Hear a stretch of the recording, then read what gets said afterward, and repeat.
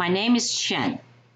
I decided to speak up because I firmly believe that what I'm about to talk about is such an important issue, not only in this election, but also beyond. Immigrants from all over the world came to the US to seek a better life in this land of opportunity. I am one of them.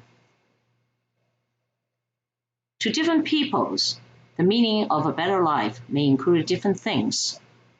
To me, and I believe to many Chinese, what is sought in a better life in the US includes freedom, equality, and opportunity.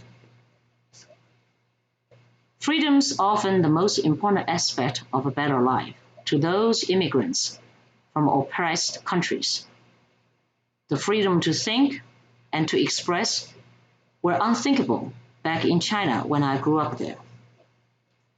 When I needed to choose desired majors for college, my father, who was a university professor, asked me to select only science or engineering majors, despite that I was interested in humanity. He said, "There's no point to study humanity here, because you will never be able to speak your mind freely." That's why I came here. I wanted to have the right to think freely and the right to speak freely. However, over the years, the politically correctness in this country has been chipping away that freedom. Oftentimes, a voice deviating from the left rhetoric can be suppressed by name callings.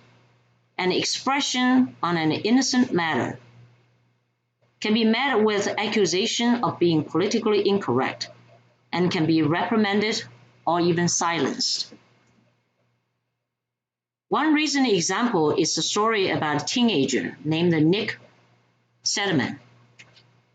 While he was in Washington, D.C., Nick was harassed by rude protesters and then attacked by the left media with false facts, all simply because he wore a hat with a MAGA sign on it. MAGA represents Make America Great Again. What is wrong with that sign? The mainstream media said that this MAGA sign represents a certain connotation. Why would anyone in this country hate the idea to make America great again? It is simply because MAGA is associated with President Trump. The citizens of this country should all agree that this is a great idea to make America great again. This teenager wore the hat to tell others that he agrees with what MAGA says, which is an expression completed in a peaceful manner and is protected by the First Amendment under the Constitution. But this lawful exercise of his right was met with a deliberate suppression by both violent protesters and the mainstream media. Unfortunately, this is not even an isolated case. Just a few weeks ago, a young woman named Jessica Whittaker was gunned down by a violent protester simply because she said all lives matter. Her expression of what she believed was entirely legal and is supposed to be protected by the First Amendment. But again, her expression was met with brutality and ultimately death. Some want to silence any voice that deviates from certain rhetoric. The mainstream media sided with that kind of barbaric behavior by either reporting falsely or kept quiet. They call this kind of act cancel, meaning to cancel the fundamental rights of anyone who dares to speak and express any view that they do not like.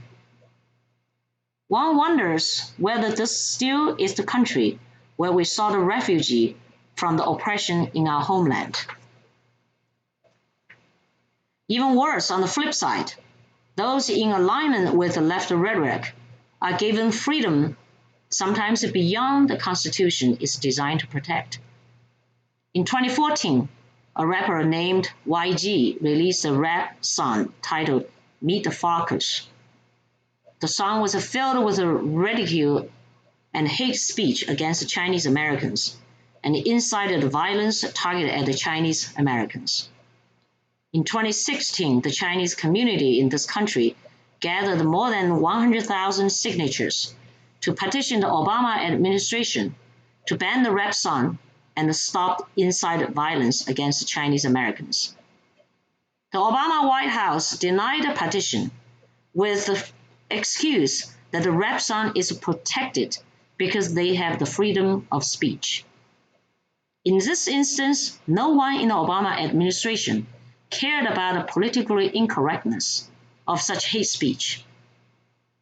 Although the hate speech in the rap song clearly falls within the scope of political incorrectness based on their own standard, they gave the green light nevertheless, using a different standard.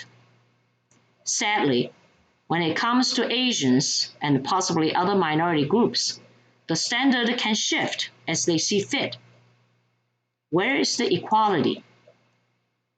To some, each minority group is a number of votes, and so long as some minority groups will give them more votes, Asians can be canceled at any time using any standard.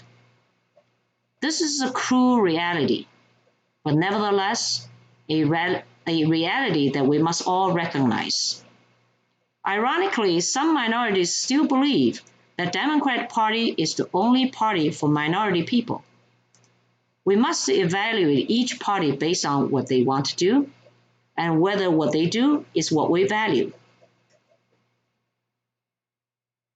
The politically correctness has now often become a weapon used for arbitrarily knocking down anyone who dares to view things or speak things differently.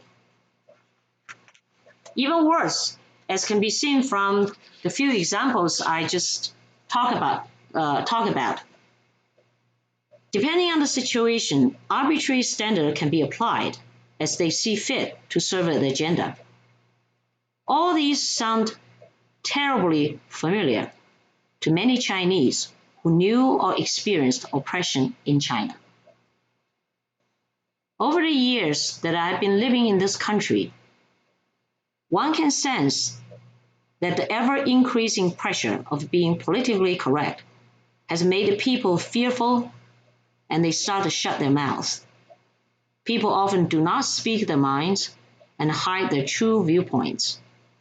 We came here and believe that we're guaranteed to have certain fundamental rights, such as the right or freedom of speech and expression.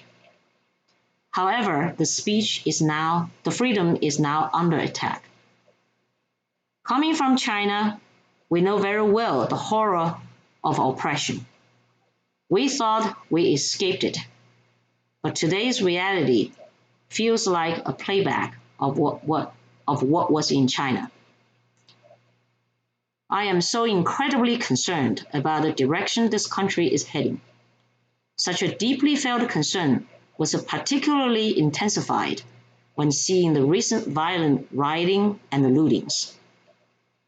Many thought and pointed out that the Cultural Revolution is happening here in the US.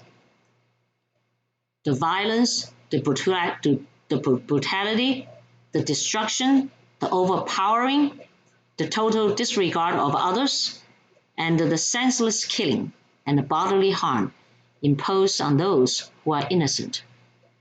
In this kind of terror, people were coerced to take one particular side or kept silent for fear of being called politically incorrect. Unbelievably to me, many kneeled just for political gain. These events invoked our memory of oppression that we used to know so well. They made us think, reflect, and recognize that this country is indeed at a crossroad. We realize that the American dream is more than just a better job and a bigger house. Freedom is by far in the center of all of that. A healthy society must allow diverse voice, and this is what makes this country strong. Politically correctness has become an effective handcuff for coercion and suppression of different voices. To me, the choice for 2020 presidential election is between freedom and suppression. The freedom we sought in the US no longer feels guaranteed. It is something that we now must fight for. We fought hard for freedom by leaving everything behind and coming here. We can and must fight again to keep that freedom. The fight is now, and the choice is clear. For the freedom we desire and for the freedom we want to keep for our children, I support President Trump and the Republican Party to fend against oppression from the left.